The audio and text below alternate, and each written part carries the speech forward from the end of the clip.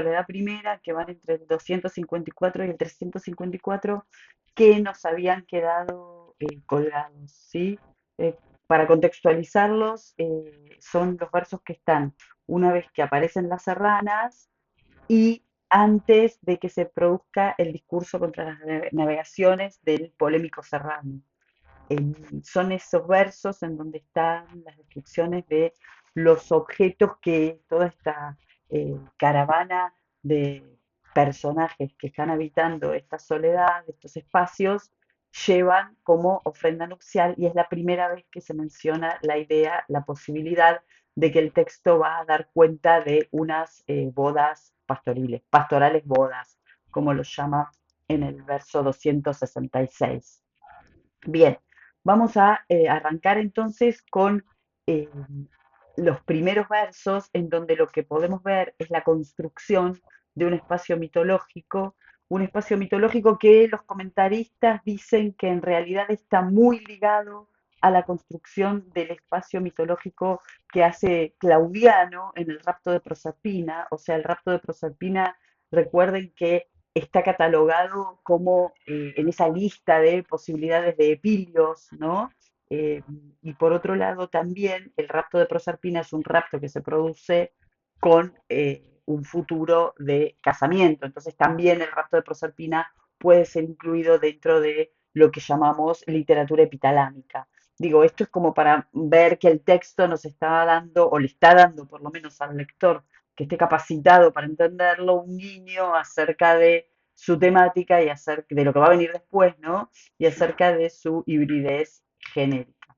Entonces, ¿cómo se construye ese espacio mitológico? Ese espacio mitológico se construye de manera no muy diferente a la que estuvimos viendo que se está introduciendo la mitología dentro de este espacio, ¿no? Este espacio que, lo volvemos a decir, no es un espacio realista, no es un espacio idealizado absolutamente, sino que es un espacio que está como en el límite entre ambas coordenadas, y una de las maneras que se logra esta suerte de ambigüedad es justamente a partir de la introducción de elementos mitológicos como si en realidad no lo fueran, ¿no? Elementos mitológicos que están como mezclándose con este supuesto realismo, esta supuesta presencia de la aldea, de lo villano. Bueno, está como esta coexistencia de elementos, que es una coexistencia de mínimo extraña, ¿sí?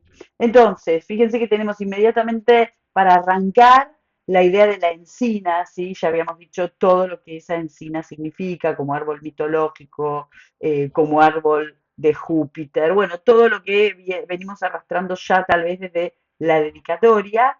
Y la otra cuestión importante es justamente esto de esta presencia de este peregrino, de este sujeto que en algunos lugares está oficiando, como ya lo dijimos, como la lente, ¿sí? Cinematográfica, ¿no? Está viendo, habíamos dicho también, o sea, no lo digo yo, lo dice la crítica, que este peregrino oficia a veces como de voyeur, y es lo que está como presentando ese espacio en el que se nos están ofreciendo esta serie de personajes. Entonces decía que construye un espacio mitológico en el cual trata de que la mitología se acumule por, digamos, que prolifere, ¿no? Hay como una acumulación de elementos mitológicos que paradójicamente también están negados, ¿no? Y eso es lo interesante, o sea, construye un espacio mitológico por la negativa de esa mitología. ¿Cómo arranca? Bueno, arranca con esta idea de el sileno buscaba, ¿sí? Es decir, está tratando de encontrar, a ver, en dónde está esa especie de cuidador, ¿sí? De esas vacantes, ¿no? Es decir, está diciendo, el sileno buscaba de aquellas que la sierra dio vacantes. Es decir, está tratando de descubrir dónde está el sileno que cuida a estas mujeres que están saliendo de la sierra, a la cual les va a dar el calificativo de vacantes. ¿Por qué les va a decir que son vacantes? Porque justamente va a decir que no son ninfas, ¿sí? Fíjense entonces como esto decíamos recién, una mitología, un espacio mitológico que avanza, ¿sí?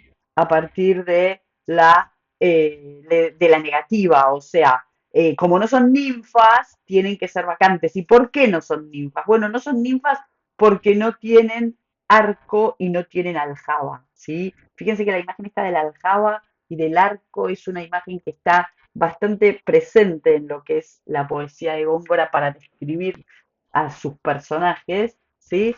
Y entonces fíjense que acá hace esta oposición entre las vacantes, es decir, eh, aquellas mujeres que responden a Baco y las ninfas que no son ninfas porque no tienen aljaba. Entonces busca, entonces si son vacantes, está buscando el sileno, es decir, aquel maestro que las va a, eh, las va a guiar. Entonces, no son ninfas, no son vacantes, no son ninfas porque no tienen aljaba, no son vacantes porque no tienen sileno. Entonces, bueno, vamos a ver si no son otra posibilidad para un grupo de mujeres que sean amazonas. Es decir, está dando todo un espectro posible para este grupo femenino desde la mitología. Vacantes, ninfas o amazonas. Pero tampoco son amazonas. O sea, ¿por qué no son amazonas? No son amazonas porque están desarmadas y porque tienen pacíficas banderas, ¿sí? Es decir, son la construcción como amazonas es una construcción absolutamente oximonórica, ¿no? Son como,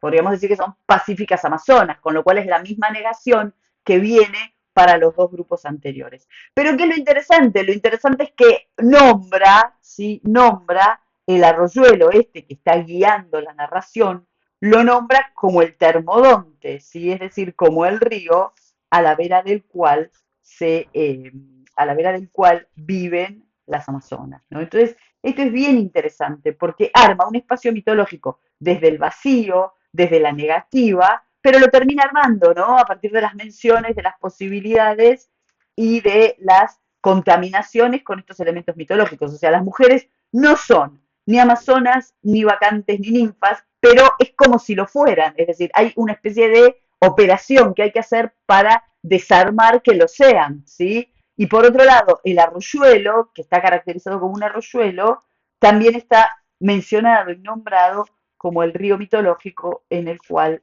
viven las Amazonas. Entonces logra su cometido justamente a partir de la presencia de estas palabras, ¿no? Y de estas imágenes que de alguna manera está postulando el modo de funcionamiento de la lengua poética de Góngora, ¿no? Porque, es decir, de alguna manera es como armar un espacio a partir de los elementos reales, las serranas, ¿sí? Transformarlo en otra cosa, pero transformarlo en otra cosa a partir del vacío y de las oposiciones. Y en última instancia, esa transformación opera no solamente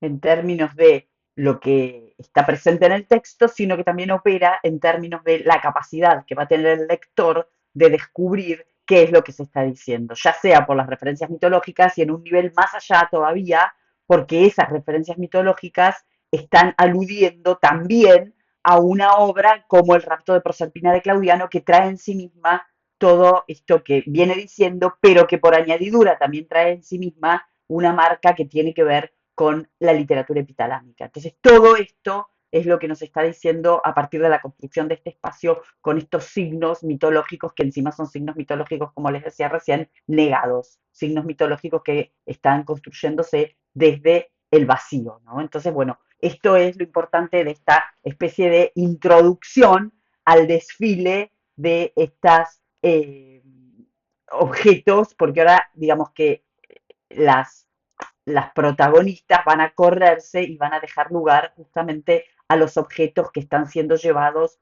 como ofrendas nupciales.